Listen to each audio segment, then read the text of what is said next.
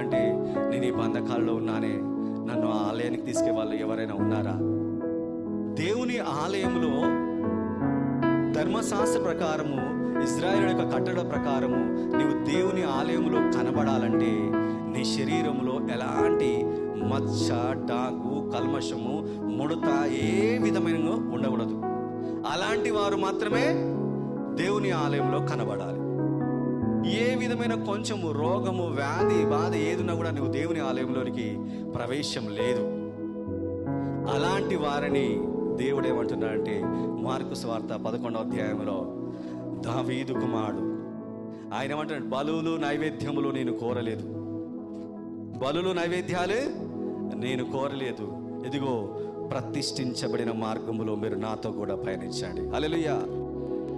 హెబ్రీయులకు రాసిన పత్రిక 11వ అధ్యాయం అంటే ఇది ప్రతిష్ఠించబడిన మార్గం. మీరు నాతో వస్తే దేవుని ఆలయంలో ఉంటారు, మీరు నాతో వస్తే దేవుని సన్నిధిలో నిలబడతారు, మీరు నాతో వస్తే దేవుని ఆరాధిస్తారు. నేను ఆలయాన్ని శుద్ధి చేస్తున్నాను. ఈ ఆలయము ధర్మశాస్త్రంతో కూడినటువంటి విధి, ఒక చట్టము